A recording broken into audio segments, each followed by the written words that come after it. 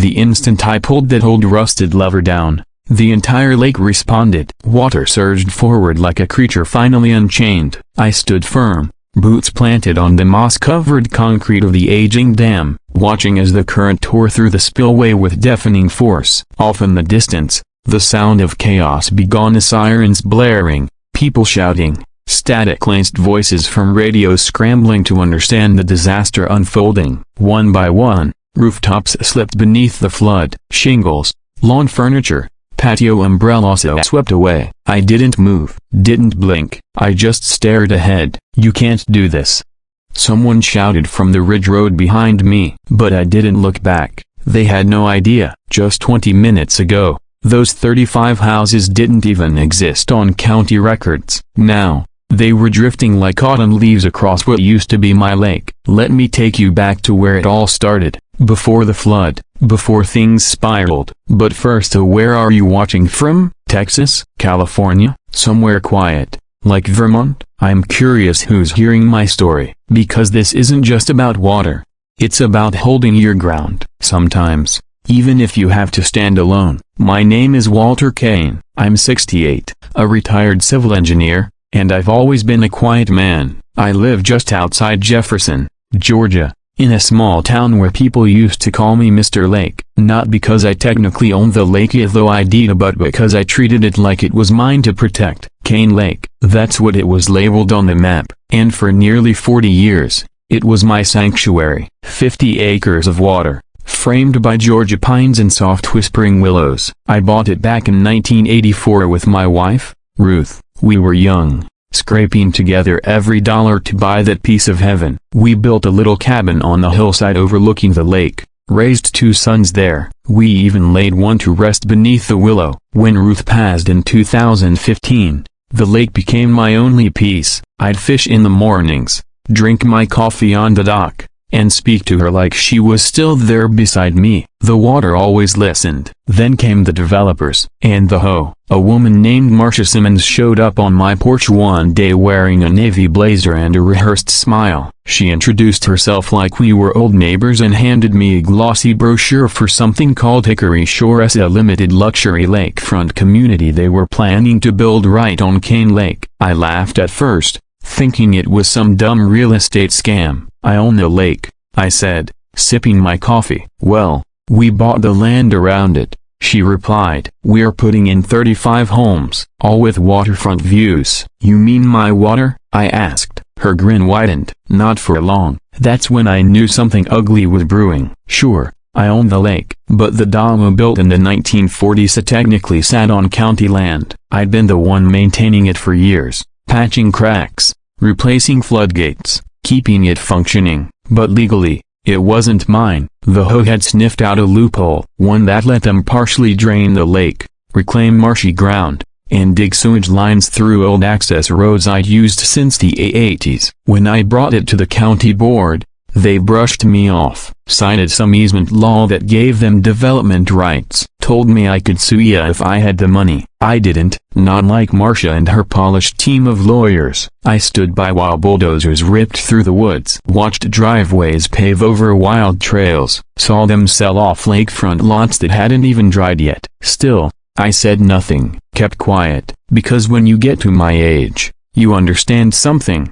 People confuse silence with surrender. They didn't know what I'd been quietly perfecting for the last 40 years. They had no idea how the dam worked, about the backup system I'd designed, the old spillway hidden beneath foliage I built during the war for emergency drainage. They just saw a pretty lake, a perfect backdrop for Instagram sunsets and overpriced paddle boats. And that's where they made their mistake. Because I'm not just some worn-out old man, I'm the man who built the system. Let me tell you about a few of the players in this story so you'll understand who we're up against. First, there's Marcia Simmons, HOA president, real estate predator, calls herself a visionary, drove a white Lexus and wore heels even on gravel. Her husband Craig, quieter, but always at her side, like a loyal sidekick. They were the brains behind Hickory Shores, handpicking residents like casting for a TV show. Then there was Don, my neighbor of 20 years, sold his land to the HOA without so much as a word to me, said it was just business. I haven't spoken to him since. And finally,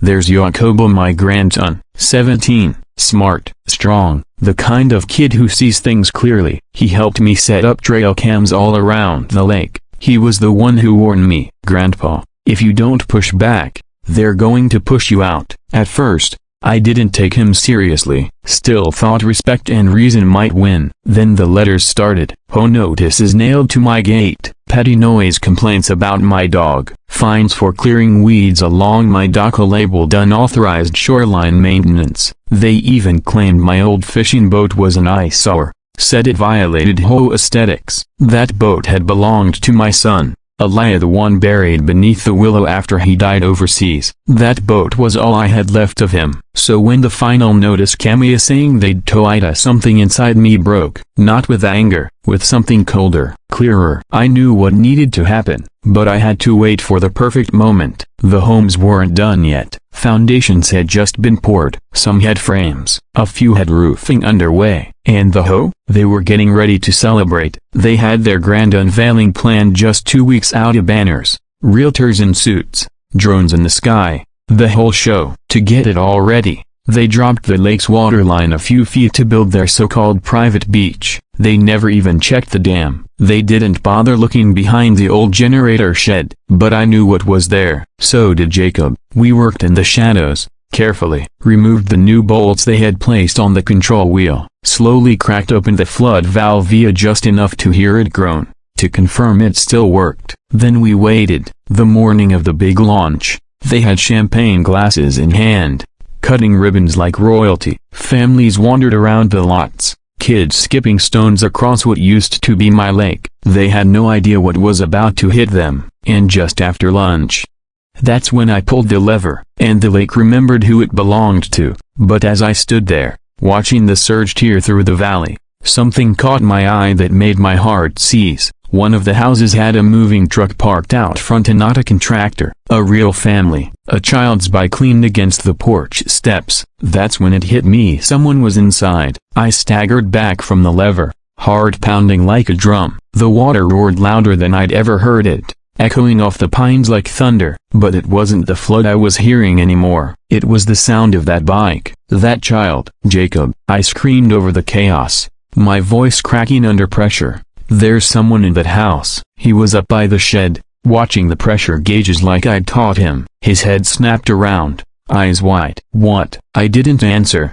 I took off. 68 years old, bad knee, didn't matter. I ran like I was half my age. The slope leading to the development wasn't a trail anymore. It was a muddy channel turning into a stream. I slipped more than I stepped, boots skidding, elbow tearing on exposed roots. But I didn't stop. I reached the ridge just as the flood struck the outer ring of houses. A churning wall of water swallowed sidewalks, yard signs, even a neat stack of bricks waiting to be mortared. This wasn't a gentle tide. It was destruction. And there it was, a lot 11, a large blue pickup still parked in the gravel, the kind you use when you're moving in. The garage door stood open, cardboard boxes stacked inside. On the porch, a woman in mid-30s, maybe, stood frozen, clutching a toddler tightly against her. She saw me. I saw her. We were barely 40 yards apart with a growing river between us. She screamed something I couldn't hear. That's when Jacob sprinted past me, paddle in hand. "I'll get the boat," he shouted. It hit me like lightning. I never untied the boat, but the current had. We both turned just in time to see Eli's old aluminum boat snap free from the dock. The rope ripped, and the little vessel spun away, swallowed by the lake it once ruled. Gone. No boat, no bridge, just water, sludge, and rising panic. Jacob turned to me, chest heaving. "Grandpa, what do we do?" My mind was already spinning through backup plans, old schematics. There was one thing left, the utility ATV behind the cabin, the one with the tow winch. It had roll bars and a snorkel. It could take on deep water. At least, I hoped it could. Back to the cabin, now, I shouted. We charged up that ridge like wild dogs. I hit the key fob while we were still running as the ATV's lights blinked on as we reached it. I barely remember getting in. Jacob grabbed 2 yellow life vests from the side rack. I threw it in gear. We barreled downhill again, this time hugging the far side of the floodplain. When we reached the edge, I spotted the woman still on the porch, holding the child. His legs were wrapped around her like a baby koala. Amana, likely her husband, was beside her now, waving a garden rake like it could fight the river. I slammed the throttle. The ATV roared as it plunged into the water. The current shoved us hard, trying to pull the steering out of my grip, but the tires were thick and deep. I held steady. One wrong turn, one sunken branch, and we'd flip. Then we'd need rescuing ourselves. Halfway across, water began seeping into the floorboards. Jacob clung to the frame, knuckles white. "I see a dry patch up ahead," he shouted. "Get to that ridge, turn left." I steered hard, the front wheels biting into a narrow strip of unwashed soil just in time. We were only 10 feet from the porch. I slammed the brake. "Get in," I yelled. The man ran first, grabbing Jacob's hand and hauling himself into the rear cargo bed. The woman passed the child to me, trembling. I wrapped one arm around the boy and reached out with the other to steady her. She slipped, nearly fell, but I caught her. Once she was in, I threw the ATV in reverse. We bounced and jolted. The tires spun wildly, but we pulled free. By the time we made it back to solid ground, she was sobbing, clutching her child. "You saved us," she whispered. But I didn't feel like a savior. I felt like a fool, because while I'd spent weeks planning revenge, I forgot that innocent people would be caught in the crossfire. Her name was Amanda. Her husband was Doug. Their son, Calvina, just 3 years old. They'd just bought lot 11, just a week earlier. They'd bought the place, moved in the night before, hadn't met Marcia, hadn't even signed the HOA documents yet. To them, it was just a picturesque property beside a quiet lake. They had no idea they were stepping onto a chessboard. That changed everything for me. But the storm had already begun. While I was trying to explain, HOA officials were losing their minds. Their guests were slipping off the now submerged road. Panic spread fast. People were shouting. Chaos everywhere. Marcia's pristine white Lexus was buried up to the headlights. That's when she spotted me. She came stomping through ankle-deep water, shoes ruined, face flushed with fury. She looked like a furious ghost in a designer blazer, searching for someone to blame. "Walter Kane!" she shrieked. "What have you done?" I didn't answer. My eyes were still fixed on little Calvin, his face buried in his mother's shoulder. But Marcia wasn't done. "You're going to prison for this," she screamed. "You've destroyed property, committed eco-terrorism. You'll die in a cell." Her voice echoed over the ridge. People had gathered now. Phones were out. Someone was recording. But I didn't blink. I lifted my chin, met her eyes, and said calmly, "Then let's hope the court can find your building permits, Marcia." Because she didn't know yet. She didn't know what I'd uncovered. That permits only existed for the first 7 lots. That the lakebed they filled was protected land. That the environmental reports had been falsified. And that I had already delivered all of this evidence to a local journalist, Shelley Boone. And Shelley, she was already there, microphone in hand, camera rolling. Her voice cut through the noise. "We're reporting live from Jefferson County, where floodwaters have swept through a development built illegally on lakefront land. Authorities are investigating possible HOA corruption, fake permits, and the cause of a sudden dam release." Marcia's jaw dropped. No words came out. Behind us, flashing red and blue lights lit up the opposite ridge. The sheriff had arrived, and he wasn't alone. There were deputies, environmental officials, a drone crew, and code enforcement officers in tow. "Mr. Kane," the sheriff called, voice steady, "I'm going to need you to come with us." I nodded, handed Calvin back to his mother, raised my hands, ready. But I wasn't afraid. Not anymore. Because finally, the truth was surfacing, just like the wreckage of those homes beneath the rising water. Then something changed. A deputy leaned in and whispered to the sheriff. His expression darkened. He turned back toward me. "Sir," he said, "why is a second valve releasing?" My heart skipped. "What?" I asked. He pointed to his radio. "We just got word from the dam crew. There's another spillway open, one that wasn't mentioned." I stood frozen. "That's not possible. I only opened one." That's when Jacob came sprinting up, breath ragged. "Grandpa," he gasped, "I didn't touch anything, I swear." "But the old failsafe valve, it's not responding." We both went still, because that valve, broken bar that one hadn't been used in 40 years. If it failed, the southern ridge would collapse, and with it, The hose clubhouse perched right on top. No, no, no, a broken bar, I muttered, pushing past the sheriff, reaching for the deputy's radio. Patch me through to the damn crew. Now, the deputy hesitated, thrown off by an old man barking orders like this was a Wartsenia, but handed over the radio. "This is Walter Kane," I said, voice tight. "Which failsafe valve is open?" There was a crackle of static, then a response. "South spillway, Mr. Kane, the auxiliary line from the World War II backup system. She's dumping hard. We estimate a full collapse in 20 minutes or less." My knees nearly gave out. That valve wasn't supposed to ever work again. It ran beneath the hillside where the HOA had built their pride and joy, an opulent clubhouse complete with granite counters, a deck for parties, and a $50,000 sound system. If that hillside gave way, everything would go with it: the building, the parking lot, the infinity pool. And worse, there were still people inside. I grabbed Jacob by the collar. "Go, now, get the emergency crank wrench from the shed. The one with the red grippa, you know the one." He bolted.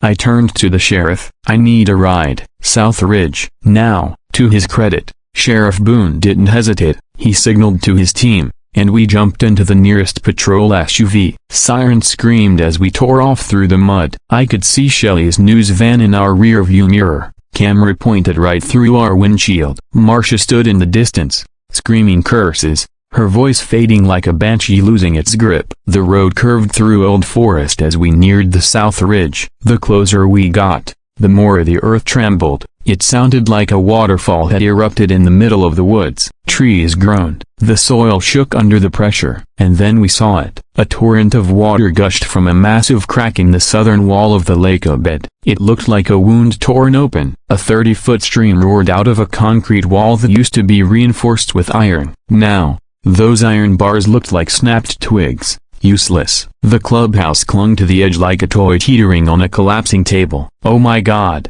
the sheriff muttered. "Can you see anyone inside?" I asked. One of the deputies raised a pair of binoculars. "Two people," he said. "Staff. One's on the balcony waving." Time was running out. The flood wasn't on the wire, it had already arrived. I leapt from the SUV and sprinted toward the control panel, hidden behind a rust-streaked metal box disguised as a decorative rock. My hands flew instinctively. I yanked at the emergency brake lever. It wouldn't move. I kicked it hard, still jammed. Then I heard Jacob's voice behind me. "I've got it, Grandpa." He held out the red-handled crank wrench like it was a sword pulled from stone. I dropped to my knees and took it. The bolt was buried beneath layers of muck and rust, silent for decades, but I knew where it lived. I'd built it myself. I wedged the wrench into place and started cranking. Once, twice. On the third turn, the metal howled like a dying animal. Then a click. The valve shifted. The water slowed. Not much,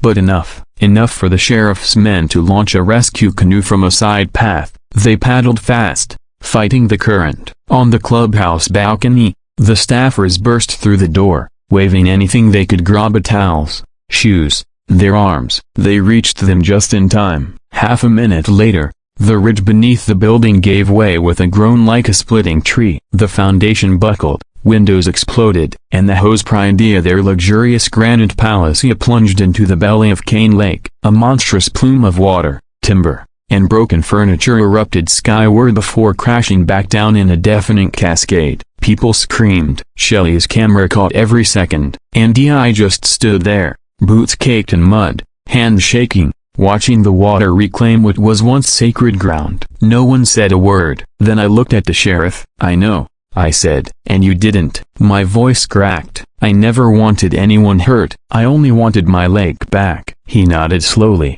Behind him, Marcia's once pristine white Lexus was now half submerged in thick sludge. She stood on the roof, drenched, clutching her cell phone like a lifeline. No bars, no help. But what struck me most, what caught in my throat, was the quiet that followed. Not just from the crowd, from the lake itself. Cane Lake shimmered beneath the fading light, restored. It looked untouched, like it was breathing again. And as that moment trapped around me like a long-lost memory, a different chill crept in. Shelley turned her microphone toward me, her camera zoomed in on my face. "Mr. Kane," she said gently, Did you know the HOA filed an injunction against you yesterday? They claimed you posed a public safety risk. I blinked. Yesterday? Yes, she said. They submitted footage. You said you were spotted near the dam. The judge granted a temporary restraining order. It just hadn't been delivered yet. My brow furrowed. Who filmed me? She hesitated. Your neighbor, Donnie. Of course, Donnie.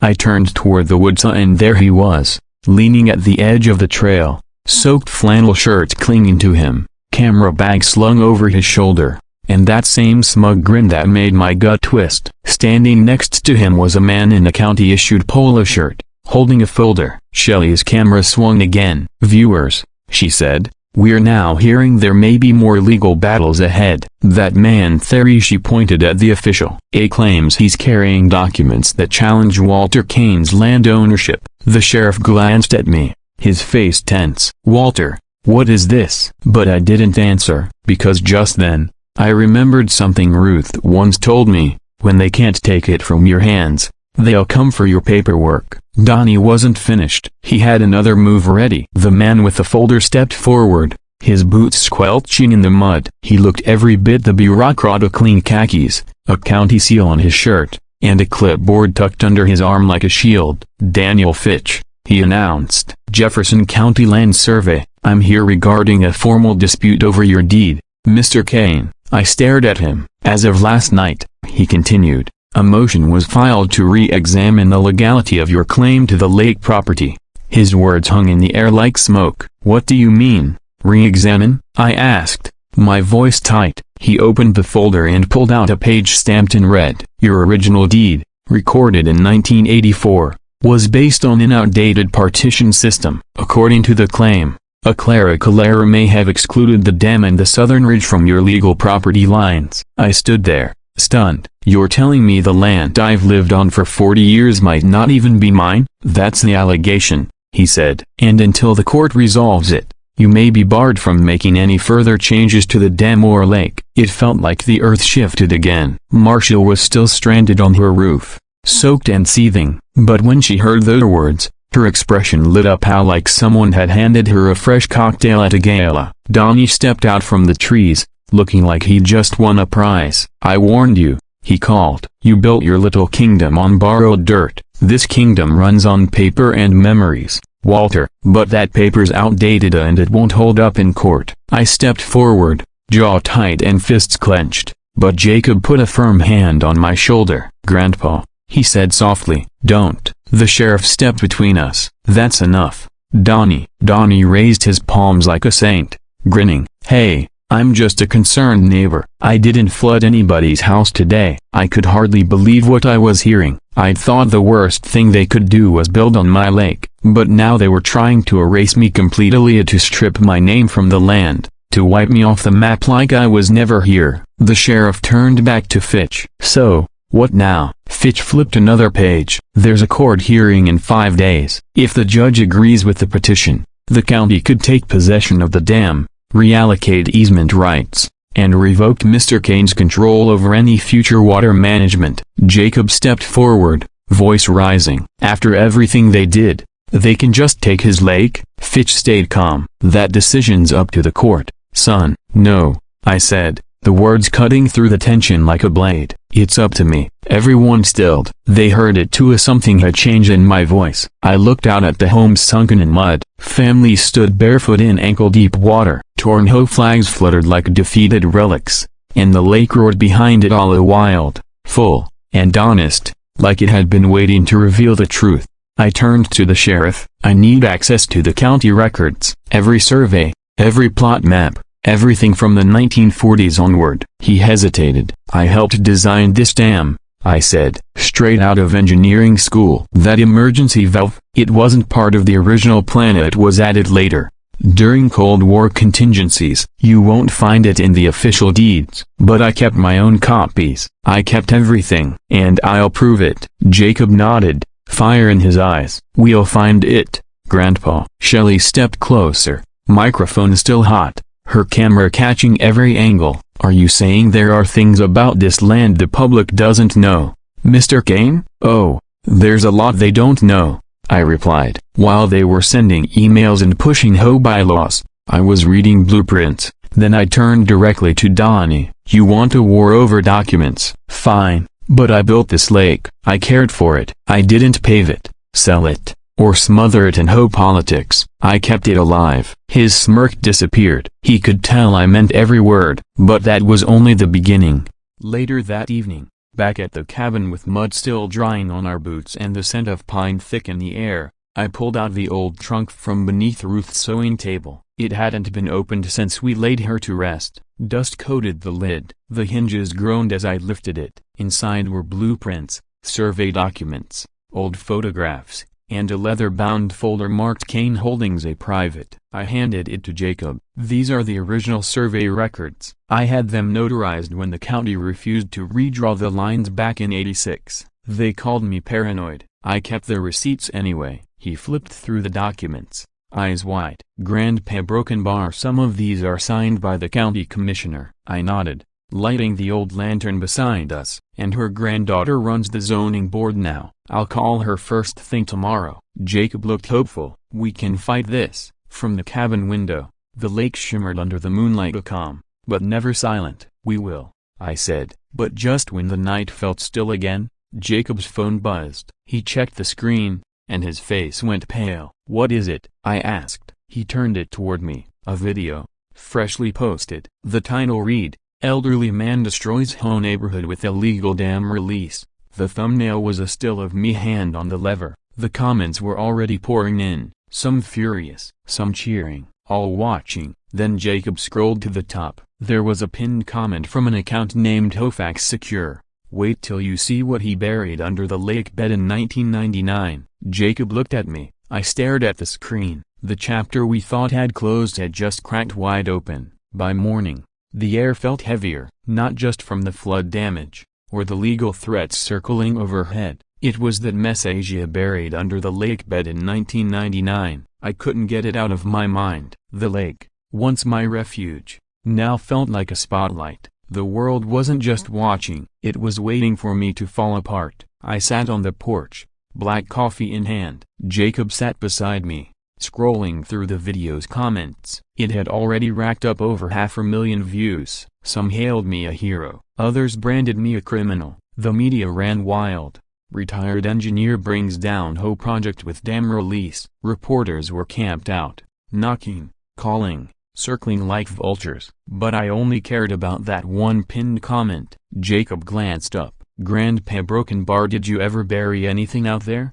I took a long sip, watching the lake shimmer in the early light. For remembering, I murmured. Only one thing, and it's not what they think. Back in 1999, just a few months after Eli, when Eli enlisted, Ruth and I built a modest wooden dock on the south edge of the lake. It wasn't for fishing or boats, it was for him. During his visits home, he'd sit there quietly, watching the sunrise. I remember him saying once, "If something ever happens to me, don't let the lake forget who I was." 2 years later, that call came. His body was laid to rest in the National Cemetery. But beneath that dock, we laid something of our own, his journal, and the lock of truth wore every single day he was away. It was our quiet way of honoring him. No sign, no photo, and just love and memory wrapped in cedar and earth. I told Jacob the story. He sat in silence, then asked, "How could anyone online know about that?" "I don't know," I replied, my eyes fixed on the rippling water. "Unless someone's been digging into the pasta literally." Before we could dwell on it further, a black sedan crunched up the gravel path. A woman stepped out, sharp-heeled, gray suit, hair pulled into the tightest bun I'd ever seen. Her face was stone. "Mr. Kane," she said. I stood. "Yes, I'm District Zoning Director Rebecca Kilmer. I believe you were in contact with my grandmother, Commissioner Janine Hightower, back in the '80s. I nodded. "Many times." She was one of the rare ones who actually listened. She held out a manila folder. She kept notes. Your original property dispute file was among them. I reviewed them after seeing last night's broadcast. With hands trembling, I took the folder and opened it. Inside was a notarized addendum, drawn by hand and dated 1986. It marked the dam, the southern ridge, and every inch of Cane Lake, all clearly within my property line. Signed, sealed. My heart pounded. There's a broken bar. This confirms everything. She nodded. It does. I've already contacted the court clerk. We're submitting it for your rebuttal. Jacob clapped me on the back. We've got them. But Rebecca's face didn't mirror our relief. There's more, she said slowly. We've started a deeper audit of the HOA's development submissions. Someone's been modifying digital property records. Your Southern Ridge was rezoned last month, but the change was pushed through without any public hearing. I stiffened. That's illegal. She nodded again. Yes, and the signature authorizing it? She held out a printout. Donnie's name was on it. Jacob muttered a curse. He's not even on the HOA board. No, Rebecca said, but he's a licensed land surveyor. And apparently, he's been collaborating with Marcia behind closed doors. I stared at the signature, fury building in my chest. They're trying to rewrite the past. They nearly succeeded, she said. But the flood exposed everything. Another vehicle skidded to a stop outside. Shelley Boone stepped out of her van, mic in hand. Mr. Kane, may I ask you something on the record? I hesitated, then gave a nod. There's a rumor circulating connected to that cryptic online comment. An anonymous source claims there was an illegal waste dump in the 90s beneath the southern lake bed. If that's true, it could lead to criminal charges. Or worse. My stomach turned. That lake has never been contaminated. I'd never let that happen. Her voice softened. I believe you, but someone's trying to paint a very different picture. Jacob's phone buzzed. Another video. This time, drone footage he captured 2 days before the flood. The aerial shot zoomed in on several barrels beneath the surface, near the old dock. What a broken bar is that? Jacob whispered. I took the phone, squinting. The shapes were unmistakably barrels, the kind used for chemicals, but they hadn't been there before. I was sure of it. No way, I muttered. No way. I turned to Shelley. I want that video traced. I need the IP address of the uploader, their location, everything. Jacob was already on his laptop, typing furiously. Someone's planting evidence, I growled. And I know exactly who. Donnie. It had to be. I rushed inside the cabin, yanked open the drawer, and pulled out the memory cards from our trail cameras, the ones Jacob and I had installed months back. People thought they were for spotting deer. They weren't. We inserted the card and began scrubbing through the footage from the days leading up to the flood. Most clips were uneventful, until we found Dida, a grainy night image. 3:12 a.m. A flatbed truck, headlights off, 2 figures in hooded sweatshirts hauling barrels, marching them down the hill and into the lake. We zoomed in. The license plate was crystal clear. Donnie's truck. Jacob slammed the laptop shut. That's all we need. Before we could react, the cabin door burst open. Sheriff Boone stood in the doorway, breathing hard. Walter, he said, voice low and tense. You need to come with me. What's going on? He hesitated. They've arrested Rebecca. My heart skipped. What? She tried to file the documents you gave Hero, but someone inside the records office alerted the HOA. They're accusing her of forgery. That's a damn lie. I know, the sheriff said grimly, but they're getting desperate, and they're playing dirty. A cold weight settled in my chest. This wasn't just about a lake anymore. This was about control, and someone was willing to bury the truth in mud and take innocent people down with it. I straightened my spine and locked eyes with the sheriff. Then let's give them a flood they'll never drain. The courthouse steps felt like they carried every weight I'd buried since Ruth passed. I hadn't been back since handling her will, but this time wasn't about closure. This was about fighting back. Rebecca was being held in a small room, awaiting arraignment. They claimed she tampered with public records. The very woman who brought the truth to light and now labeled a criminal. All because Donnie wanted to erase me from my own land.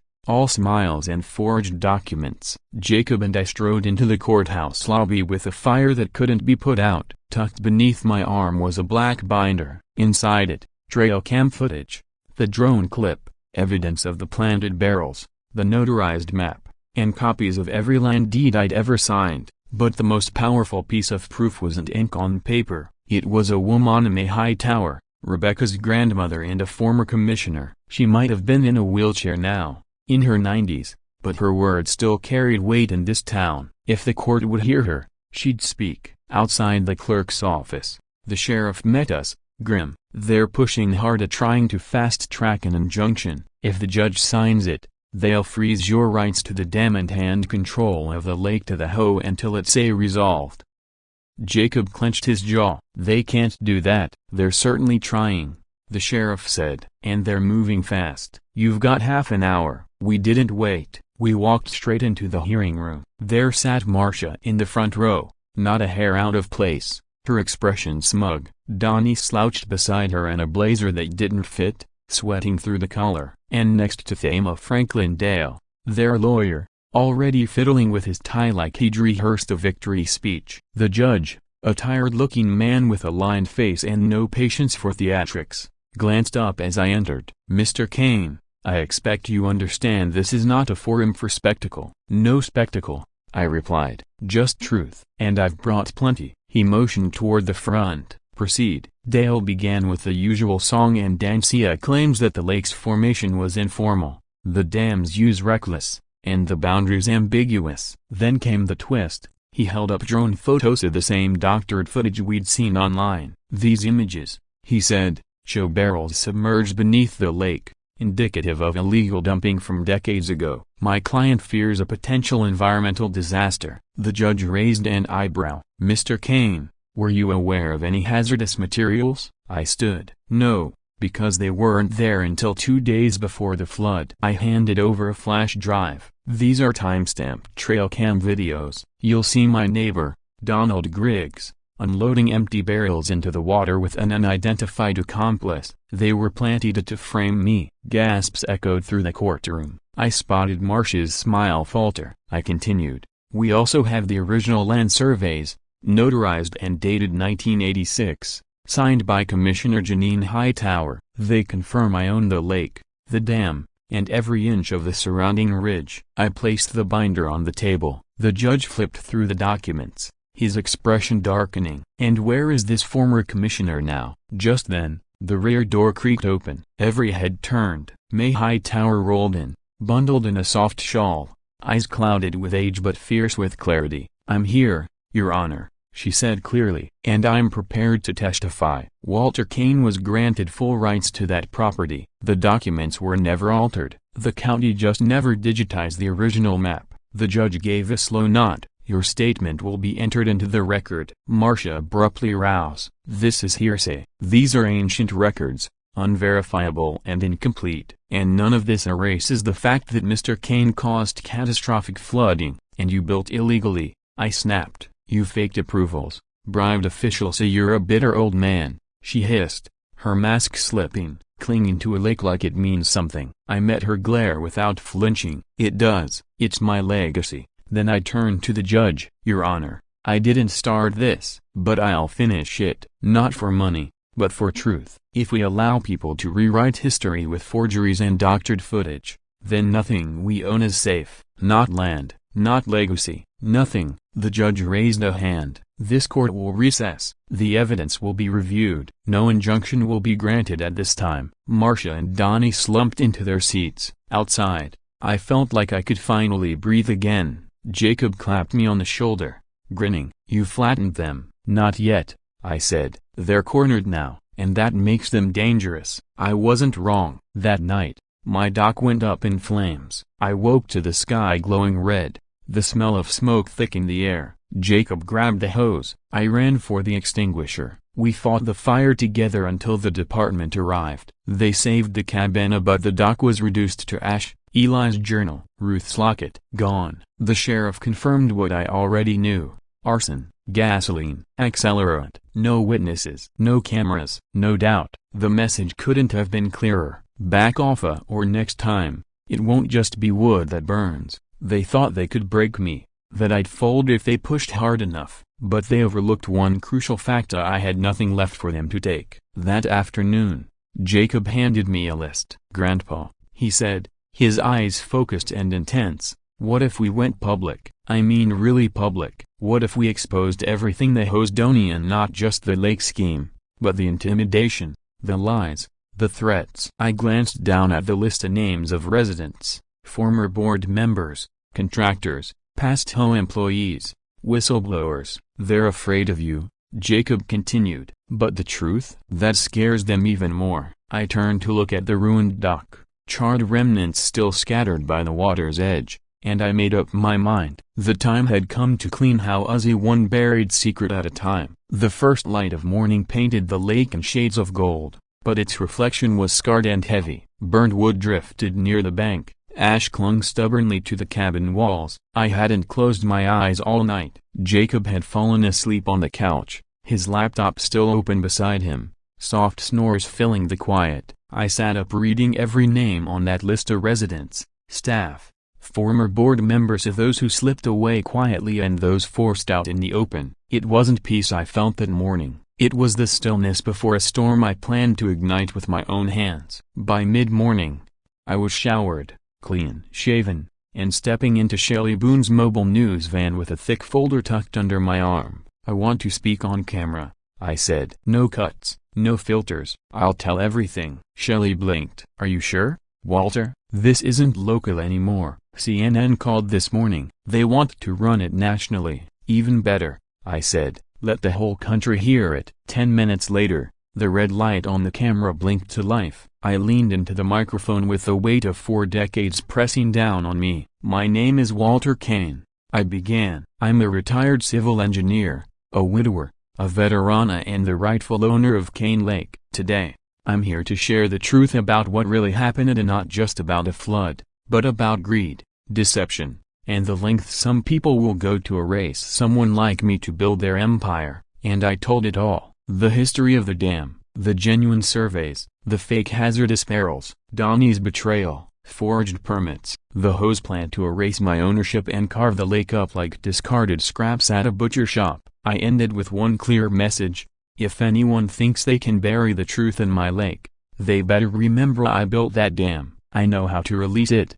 And I know how to hold it steady. By that evening, the internet had caught fire. Shelley's video hit 5 million views in just one day. Former home members began to speak up. Claire, who once worked as Marcia's assistant, submitted screenshots of emails showing Marcia offered cash bonuses to push permits through and threatened families who dared complain. A contractor leaked forged soil reports, skipped inspections, and proof of underpaid workers. Then came the final blow, an anonymous leak of an audio file from Donnie's own phone. In it, he laughed while describing how he planted the barrels, saying, "That old man'll be in a jail cell or 6 feet under by summer." It aired everywhere. The damage was done. Marcia tried to deny it, but it was too late. The county issued an immediate injunction against her. The judge threw out the hose claim on the lake. All building permits were frozen. A full-blown investigation began. 2 weeks later, federal subpoenas were issued for Marcia,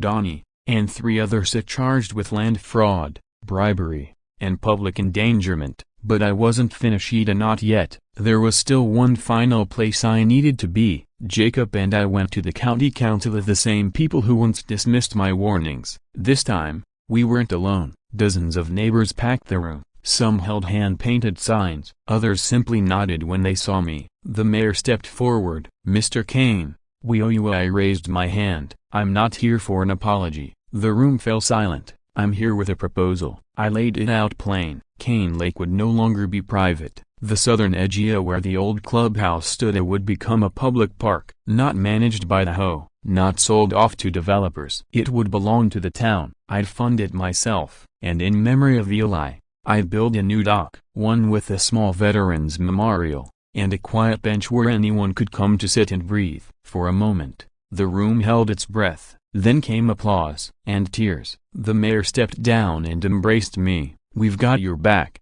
Walter." All the way. A few months later, construction began. Not of new homes but something more lasting. Hope. Then came an unexpected visit. One morning, while I watched Jacob help workers plant willow trees along the shoreline, I noticed a woman step out of a car. Amanda from Lot 11. She walked toward me, holding her young son Calvin's hand. "I heard about the park," she said. "I just wanted to thank you for saving us." I smiled. "How's the new place?" "We stayed nearby, bought a little fixer-upper. It's not much but it's ours, and we come here every weekend now." Then Calvin looked up at me, tugging on my hand. "Mr. Kane, can I fish with you sometime?" I swallowed a lump in my throat and nodded. "Anytime, son, anytime." The past had tried its best to drag me under, but I stayed afloat, because Cane Lake wasn't just mine anymore. It belonged to everyone who stood up for what was right, to everyone who remembered what integrity looked like, and to a little boy who still believed lakes could listen. So if someone tries to take what matters to you, remember this: